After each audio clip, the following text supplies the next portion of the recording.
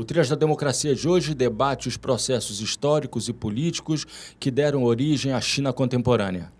Os nossos convidados são Cristine Dabá, historiadora e professora do Departamento e do Programa de Pós-Graduação em História da Universidade Federal de Pernambuco, e Renan Montenegro, doutor em Ciência Política e professor do Departamento de Relações Internacionais da Universidade Federal da Paraíba.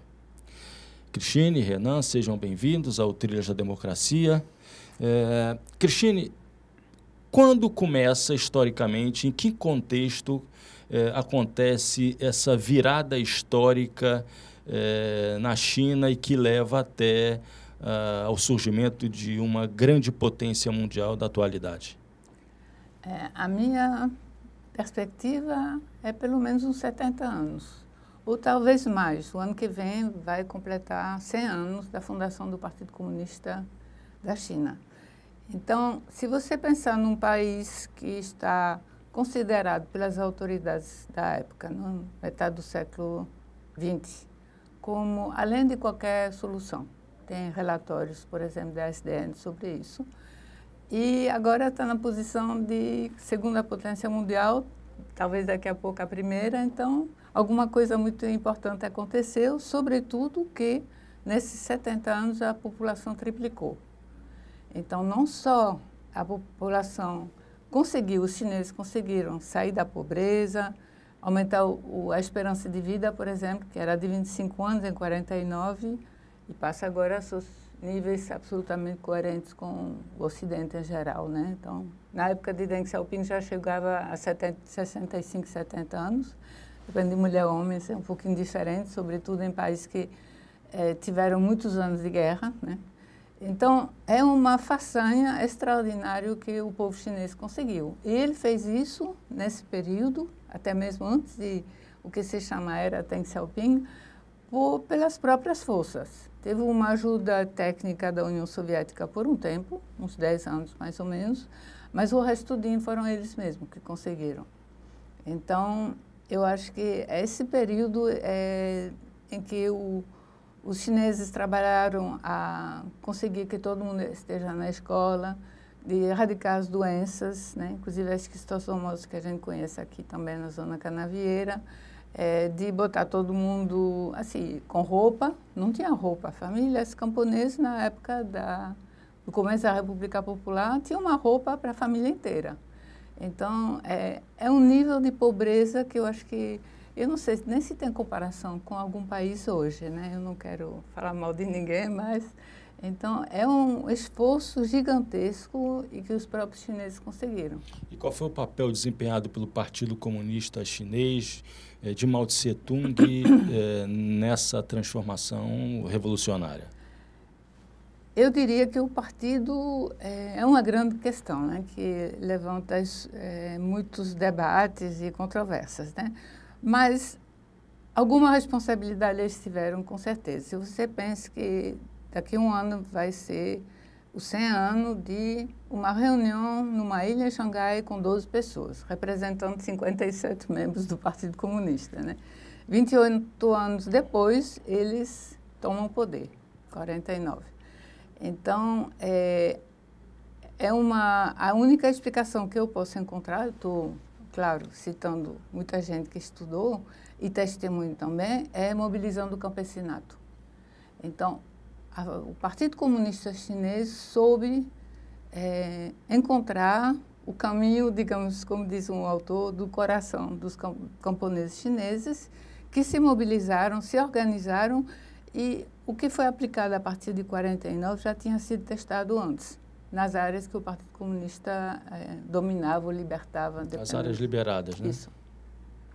Em termos de produção, em termos de organização da cooperação agrícola, em termos de alfabetização, ou seja, educação formal. E eles tomaram posições extremamente, eu diria, corajosas. Por exemplo, se você quer alfabetizar alguém com o alfabeto latino, cirílico, enfim, é muito mais rápido do que com os caracteres chineses. E o Partido Comunista decidiu que ia manter a característica chinesa. E aí, na Longa Marcha, por exemplo, os soldados tinham na costa um caráter. O que seguia, aprendia o caráter, porque o dia todinho ficava olhando para ele, tá entendendo? E aí, quando gravava o caráter, aí trocava. Ou seja, um esforço multidimensional e, eu diria, bastante sofisticado. Tanto em termos de sensibilização e mobilização das mulheres, por exemplo, né? Dos velhos também. Muitas vezes começava a mobilização pelos velhos, porque se você vence a resistência dos velhos, né? Então você conquista mais facilmente numa sociedade patriarcal tradicional o resto da população. E, é claro, misando sobre a juventude, 100%, porque são eles que fizeram o exército, são eles que tornaram possível esses 70 anos atrás.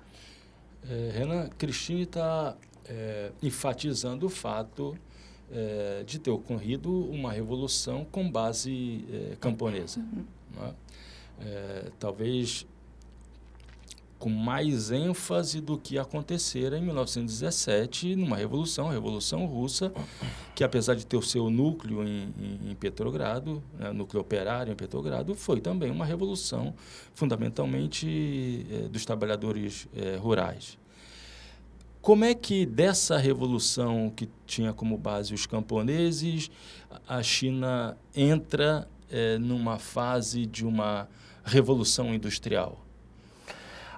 Eu penso que discutir o processo de desenvolvimento econômico da China é necessário, obviamente, contextualizar alguns acontecimentos que a professora Cristine já trouxe do pós-49, pelo menos, mas, de fato, o que a narrativa consensual, mais comumente aceita, tem trazido é o período pós reformas, após a chegada ao poder do Xiaoping em 78. Né? O Mao Tse-tung morre em 76, a partir dali há um rápido processo de novas coalizões de elites políticas que vão tomar os rumos do partido e, consequentemente, do país. E ali inicia-se uma série de reformas nas 4 modernizações que envolvem ali ciência e tecnologia, a questão da defesa, a questão da indústria e também a questão da agricultura.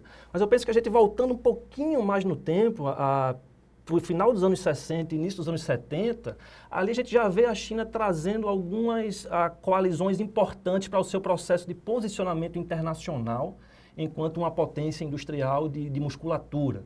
Então, a gente pode pensar já a Conferência de Bandung enquanto um momento importante de aliança com países do terceiro mundo, né, o chamado terceiro mundo, entre aspas, vamos assim dizer. E mais para frente, com a entrada dos anos 70, o processo que culmina com a chegada da China ao sistema construído, né, pelo Ocidente no pós-Segunda Guerra, que é o sistema ONU, em que a China já adentra nos anos 70, né, como um país com assento permanente no Conselho de Segurança, substituindo, né, a República da China, Taiwan. Então, a partir dali, a China já tem um início, né, de um processo tanto de reformas internas em termos de abertura controlada, fortemente planejada pelo Estado, fortemente tocada por empresas estatais, sobretudo em setores estratégicos, como os setores da indústria da defesa, como o setor de energia, por exemplo. E também há um processo de posicionamento de parcerias, né, com países que, de certa forma, enxergavam na China também uma possibilidade de se desenvolver, algo que hoje a gente vê com mais clareza, né? Vários países que conseguem também se desenvolver, não diria a reboque, mas com um grande grau de ajuda da China. Então, nesse processo de industrialização, a gente tem fenômenos que são essencialmente domésticos, envolvendo o planejamento estatal como um elemento primordial desse processo, mas também há macroforças, vamos dizer, estruturais, né, que envolvem também uma necessidade de mobilizar variáveis internacionais nesse contexto. A aliança inicial com países do terceiro mundo e, num segundo momento, né, esse movimento de aproximação com o Ocidente, inclusive com os Estados Unidos, permitem com que a China consiga tocar esse processo de industrialização também com capital estrangeiro, é verdade. Mas, repito, com o fator distintivo de ser um processo tocado pelo Estado e fortemente planejado, seja por meio dos planos quinquenais em si, seja por meio das empresas, né, estatais que cada vez mais vão tendo autonomia, né, para conseguir alocar os recursos como entendem, não só passando pelos departamentos do próprio partido. Então, desde os anos 70, a gente vem observando esse processo com clareza, de modo que se a gente for tirar fotografias, né, da economia e comparar os países em termos de riqueza, no pós-Segunda Guerra, exatamente nos anos 50, nos anos 70, e ver o mundo de hoje, a escala com que a China sai, né, de um país, vamos usar o termo subdesenvolvido, muito embora isso precise passar por uma conceituação mais delicada, mas sai de um país de renda baixa para média e chega hoje ao fato de ser a segunda maior potência do mundo. Se pegarmos a medida como paridade de poder de compra, a China já é a maior potência econômica do mundo desde 2014, 2015. Então, foi um processo que foi fortemente planejado, que envolveu também um desenho cuidadoso de alianças internacionais e de também contato com o capital externo privado, né? E que chega ao século XXI manifestado em frente das mais diversas. Hoje a China está na ponta em todos os setores que estão na dianteira da nova indústria 4.0, 5G, automóveis, circuitos elétricos, etc. Se a gente pudesse fazer uma analogia, uma comparação entre os processos de revolução industrial que aconteceram na Inglaterra, inicialmente, depois na Alemanha, na própria ex-União Soviética e China. A China ocuparia que posição numa hierarquia de potencialidade dos seus processos de revolução industrial? Cristine? Segundo um autor que calculou tudo isso, eles conseguiram o melhor desempenho, digamos, em termos de velocidade e também levando em consideração o tamanho da economia e da população. Então, até do que a União Soviética, que foi um recorde, né? Porque a indústria russa, você me corrige, né? Mas era já bem desenvolvida e moderna antes da Revolução, mas aí com o impulso, né? Inclusive o modelo chinês de industrialização é muito próximo do modelo soviético. Como o Renan falou, é um modelo que se apoia no papel do Estado como gestor da coisa pública, inclusive econômica, e o modelo de desenvolver primeiro a indústria pesada, indústria que faz máquinas, né? Inclusive tratores. Meus coitados, meus camponeses que trabalhavam muito para financiar a indústria, só viam o trator um cartaz no centro da aldeia. Mas era um esforço consentido nesse sentido, de começar pela base, né? E o papel do Estado, eu queria só ressaltar que o Estado chinês ele não é o Estado que herdamos de certa visão que Montesquieu tinha, né? Ou das sucessivas experiências das potências ocidentais. É outra concepção do Estado. Então, que o Estado cuide de tudo, que ele se meta em tudo, que ele zele pelo bem público, é o papel dele. É a garantia até da legitimidade desse Estado, né? O mandato do céu, para resumir. Então, que ele cuide de planejar estratégias de desenvolvimento industrial, de que áreas vão ser apoiadas. Eu vi ontem que a farmácia é também muito na ponta, né? A indústria farmacêutica hoje, porque o governo chinês decidiu, né? Então, essa é a perspectiva que eu diria, assim, modelo soviético, mas revisto e corrigido pela tradição, da própria tradição deles. Renan, existe um historiador da Universidade de São Paulo que defende a ideia de que o fim da Guerra Fria, quer dizer, a debacle da União Soviética em relação aos Estados Unidos se deu exatamente pela incapacidade dos soviéticos de acompanharem o ritmo da revolução científica e tecnológica acontecida nos Estados Unidos. A China consegue acompanhar esse ritmo dos Estados Unidos e até superar esse ritmo? Esse Marco, exatamente o tema do momento no que diz respeito às tecnologias de 5G. Né? É exatamente sensível esse ponto da tecnologia 5G, porque ela é a base de grande parte de atividades que nós temos como comuns, né? Como, por exemplo, dirigir um carro. Por exemplo, no futuro, tudo se desenha que nós não vamos mais precisar dirigir um carro, né? Ele vai ser autônomo nesse sentido. E para que isso funcione, algo de base, né? Alguma infraestrutura física de base precisa estar instalado. E até hoje que eu digo ainda hoje, 2020, século XXI, a tecnologia de ponta ofertada no mundo, ela teve uma certa hegemonia dos Estados Unidos e de alguns países ocidentais selecionados. E eu até incluiria o Japão nesse meio aí também. Apesar do conceito ocidental, a gente também precisa debater um pouco mais as suas idiosincrasias, vamos dizer assim. Então, chegou um momento da história de corte essencial em que, pela primeira vez, não vai ser os Estados Unidos, não vão ser os Estados Unidos, não vai ser o Japão, nem a Inglaterra, nem a França, que seja, a oferecer esses serviços que servem de base para o nosso dia a dia, como, por exemplo, cirurgias remotas, a internet das coisas, carros autônomos, como eu já mencionei. Esse é um exemplo que eu diria crucial para utilizar, para generalizar um pouco com relação à sua pergunta. A China hoje domina não só o setor de 5G, né, em termos de redes móveis em si, como ela também tem sido protagonista em diversos outros setores de ponta, como circuitos elétricos, por exemplo, placas, energias renováveis, energia solar, energia fotovoltaica, por exemplo.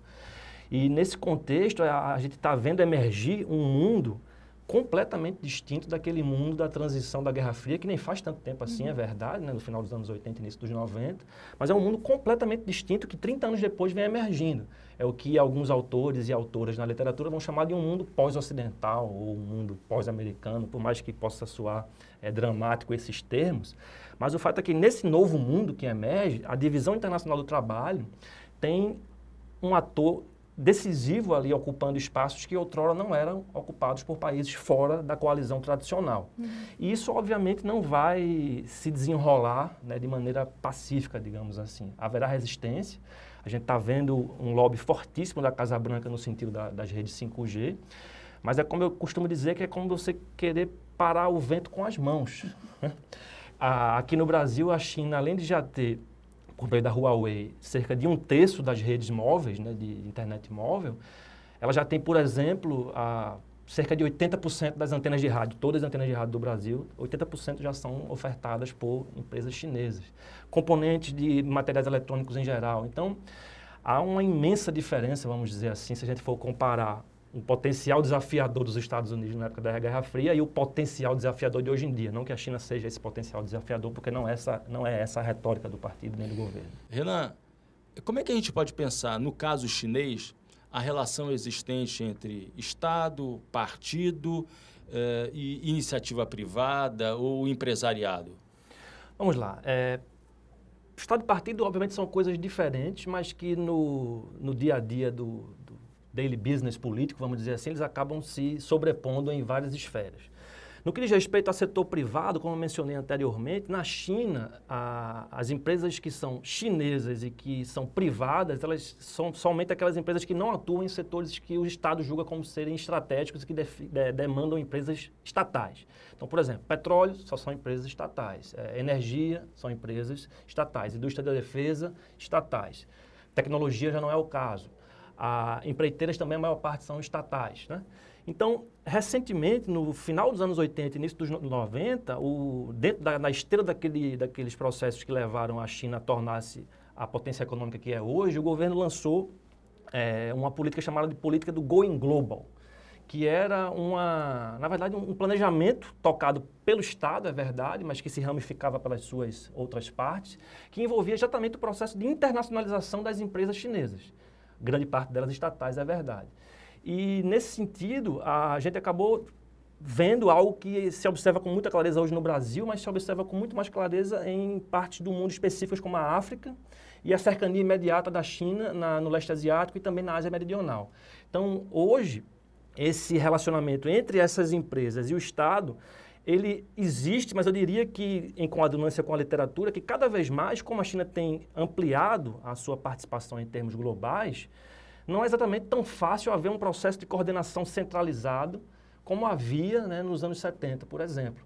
Então, hoje, há certa autonomia de muitas empresas em termos de definir investimentos, em termos de conseguir emprestar recursos para setores que ela julga estratégicos, e em termos mesmo de situar onde que ela vai estabelecer bases. Há alguma diferença entre a experiência soviética de uma nomenclatura que, com o fim da Revolução, com o fim da União Soviética, acabou assumindo mesmo a propriedade privada das antigas empresas estatais? Lógico, a gente entra aqui num raciocínio de antevisão histórica, não mais uma contra-história, mas o que poderia vir a acontecer caso o regime chinês se diluísse. É possível imaginar que essas empresas estatais venham a passar diretamente ao controle desses membros do Partido Comunista, que são líderes dessas empresas, diretores dessas empresas, seja lá o termo mais apropriado?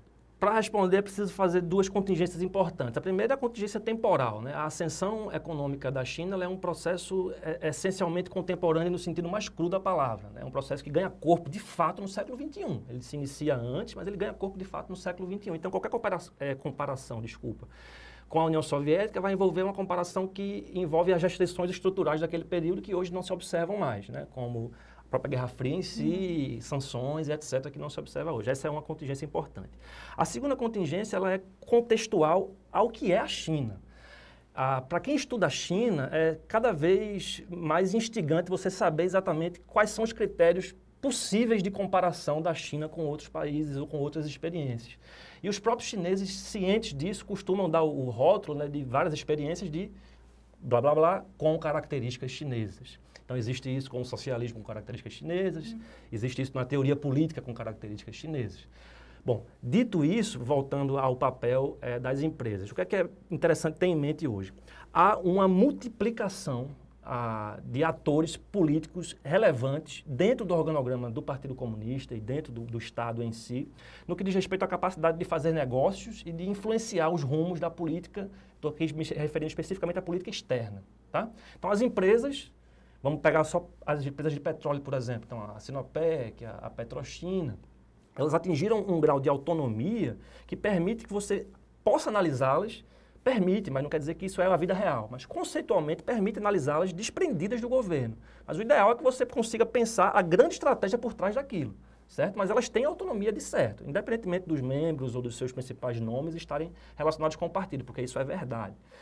E complementando a minha resposta, além da gente pensar nessa grande multiplicação de atores, né, dentro do organograma, a gente precisa pensar na profissionalização desses atores. Cada vez mais, por mais que o núcleo duro decisor do partido seja restrito ali a 10, 11 nomes, que é o Comitê Permanente do Politburo, né, o fato é que certas demandas que o país enfrenta na sua jornada de projeção internacional, elas necessitam de visões especializadas, né, enfim, de um leitmotiv mais amplo que não somente o político, vamos dizer assim. Logo, isso acaba mobilizando outros atores que não somente os políticos na acepção pura do termo, como Ministério de Relações Exteriores, Ministério de Comércio, enfim, empresários, militares, etc., etc. De modo que hoje, concluindo, é muito difícil, eu diria impensável, pensar uma coordenação centralizada nos termos do pós-revolução imediato. Cristine, nos teus estudos, alguma coisa você pode falar para contribuir de uma iniciativa financiada, direcionada pelo Estado em relação com o mercado, com iniciativa privada, etc.? O que eu recomendaria para tudo isso, né, é pensar a partir da China. Ou o que eu sugiro para meus alunos, pensar o Brasil a partir do Brasil, ou seja, sair de um modelo de pensar eurocêntrico, inclusive acreditando no que os ocidentais disseram que eram e que não eram. A gente estava falando de Montesquieu há pouco, os três poderes, basta ver como é que funcionam as repúblicas ocidentais para ver que não funciona, né? Então, eu acho que para entender a China tem que se botar com os sapatos dos chineses, ou seja, ver, por exemplo, qual a função do Estado, segundo eles. Como é que eles articulam no pensamento deles o Estado com a sociedade. E aí, de novo, tem que voltar, inclusive, eles mesmos reputam atualmente, que não era o caso quando eu comecei a estudar a China, o passado imperial, ou seja, o imperador, ele não é lá porque ele está filho do pai dele ou essas coisas, né, só. Ele pode não estar mesmo. O papel dele é o bem público, a res pública, né, como diziam os romanos antigamente. Ou seja, ele tem que zelar, ele e o aparato, por meritocracia, né, dos mandarins, ele tem que zelar pelo bem público. E eu acho que se a gente olhar para o que Renan acabou de descrever, pensando esses industriários e, enfim, esses empresários chineses como, de certo modo, um novo tipo de mandarinato, ou seja, que vai obedecer, que tem uma margem de liberdade, mas que vai obedecer também às ordens que forem recebidas, se lá em cima eles achem. Ontem mesmo eles nacionalizaram companhia de transporte. Não sei se você viu, por causa da crise do coronavírus, se as empresas que voltaram a funcionar não têm transporte, então não tem problema, o Estado intervém, está entendendo? É uma coisa para eles, do ponto de vista da tradição deles, é normal, não tem que debater isso. O Estado é lá para isso, e aí dele, se ele não fizer a coisa certa. Ou seja, zelar pelo bem público é o alfa e ômega do Estado. E ele, por sua vez, é responsável que os empresários independentes e tudo mais concordem com isso e façam a coisa certa. Cristina, eu queria fazer referência aqui ao filme Indústria Americana, porque, no meu modo de ver, ele traz um pouco de uma tentativa dos Estados Unidos de jogarem para a China aquilo que eles sempre fizeram com os países da periferia do mundo capitalista, né? Eu queria tocar aqui numa experiência concreta que eu presenciei na Itália no ano de 2009, numa cidade chamada Prato, que era uma cidade na região da Toscana, que sempre foi governada desde o fim do regime fascista, fim da Segunda Guerra Mundial, por socialistas e comunistas, né? E depois, com o fim do Partido Comunista, pelos partidos que deram prosseguimento àquela história do PCI, né? Nessa cidade de Prato, que era uma cidade formada basicamente por trabalho artesanal, né, daquilo que se chama de Made in Italy, né, fábricas de sofá, né, produção de cadeiras, né, criou-se uma fábrica de chineses, né, que se assemelhava bastante às fábricas prisões da Revolução Industrial inglesa. E isso me leva agora à seguinte pergunta: quais são as condições dos trabalhadores hoje chineses em um país que tem essa potência tão grande assim de desenvolvimento industrial? Ou, dizendo de outra maneira, né, o trabalho, né, os sindicatos têm liberdade de ação, não apenas no território chinês, mas onde se instalam empresas chinesas? Francamente, eu não sei. A concepção do sindicato, pelo que eu sei na China, corresponde ao que eu falei do partido. Ou seja, não é que não haja como prestar contas. Ou seja, a nível local, todo mundo diz isso, né? Todas as pessoas que estudam e foram para a China, inclusive Renan, que a nível local tem muitas brigas e muitas cobranças. E, por exemplo, um exemplo que me deram há pouco, se numa estrada no interior tem um buraco, se o prefeito e as autoridades locais não tiverem tapado o buraco direitinho em 2 dias, é uma razão legítima para reclamar, fazer barulho, etc. Então, a nível sindical é a mesma coisa. O que eu acompanhei um pouquinho é a mudança, por exemplo, das novas concentrações operárias em torno desse surto, né, da China mais recente, em torno de Shenzhen, né, que é uma cidade que tem 7 milhões de habitantes, pelo que eu entendi agora, e que nasceu do nada praticamente, em torno disso. Então, passaram de o que você descreveu um pouquinho na Itália, que foi a primeira fase, né, para uma fase agora de instalações para os operários, que são mais dinâmica, com muito mais lazer. Então, eles próprios, na China, já estão revisando essa primeira etapa, que era assim, como se fosse uma necessidade absoluta, né? Na ordem do que eu retratei um pouquinho do começo da República. A questão é comer, ter o que vestir, enfim, coisas bem básicas, então o resto é supérfluo. Hoje em dia, até para os próprios operários, na China, aí fora dela eu não sei, eles montaram realmente verdadeiras cidades operárias com um tom muito mais ameno em termos de construção, em termos de atividades recreativas, em termos de esporte, até paisagismo, né? O que não era o caso no primeiro Shenzhen, inclusive parece que vão derrubar essas primeiras instalações que eram, como você descreveu, né? Assim, o propósito é trabalhar e acabou-se, né? Então, você dorme e trabalha e acabou-se o resto. Então, acho que é a própria sociedade também que está evoluindo. Eu não sei se é homogênea em todo canto. Tem, claro, o caso especial, né, do Xinjiang, que faz parte do Império há muito tempo, mas não é, a maioria não são chineses Han, embora tenha mudanças, né? Então, aí é outra dinâmica, outra questão. Mas para os chineses Han, ou seja, a grande maioria, essa evolução, pelo menos, está sendo ressaltada. Renan, o programa está chegando ao fim, mas eu gostaria de fazer uma última pergunta. Em um livro que foi lançado logo depois da queda do Muro de Berlim, em 1989, foi traduzido no Brasil, reunindo artigos da New Left Review.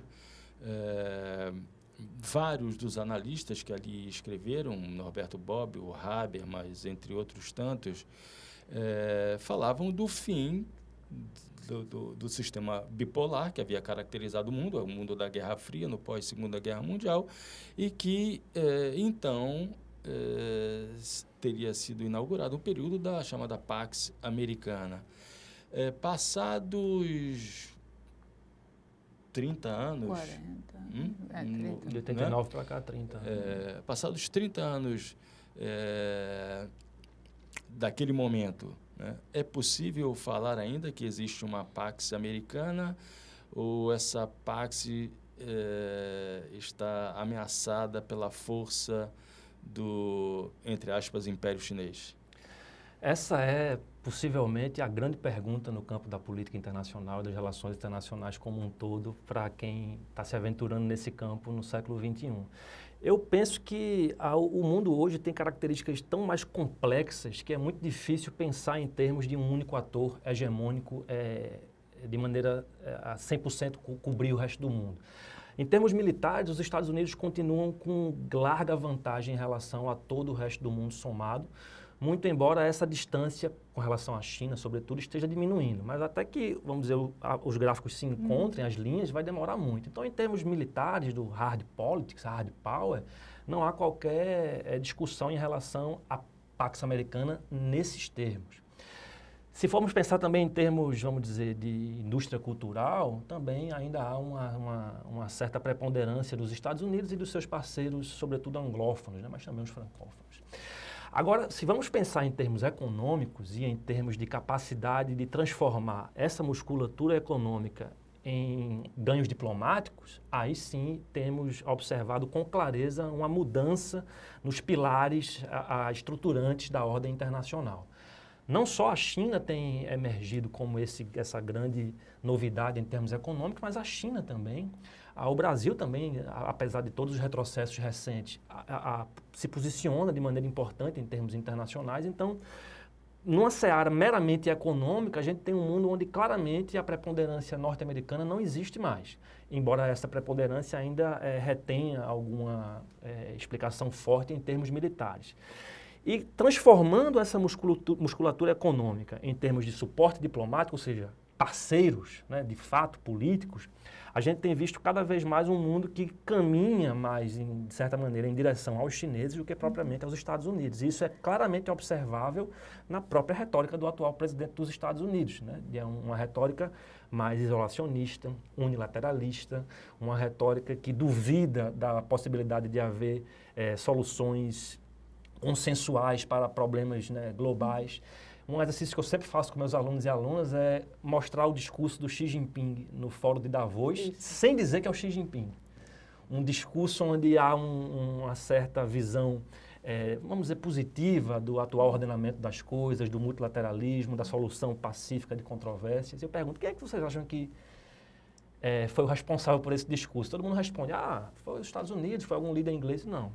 Hoje, quem mais adota a retórica de sustentação de uma ordem multilateral são os chineses, ainda que a retórica chinesa busque algumas reformas que tenham o objetivo de representar nos organismos multilaterais um novo estágio econômico e político, consequentemente, do mundo. A gente tem uma ordem que ainda reflete um mundo que é o mundo do pós-Segunda Guerra, onde os principais cotistas continuam sendo os Estados Unidos, a França, a Inglaterra, o próprio Japão. Então, nesse contexto, uma forma, um exemplo emblemático para arrematar aqui a minha resposta é pensar na nova Rota da Seda, que é exatamente a proposta chinesa de integração física e também de, vamos dizer assim, pensar em termos uníssonos, né? O que é que seria um mundo onde não há uma única grande potência, onde há pelo menos duas grandes potências e, com certeza, várias potências regionais que vão auxiliar a gerir esse novo sistema internacional. Muito obrigado, Renan. Muito obrigado, Cristine. E o Trios da Democracia volta na próxima semana, sempre às terças, às 9 horas da noite, com reapresentação aos domingos, às 7 horas da noite. Até lá.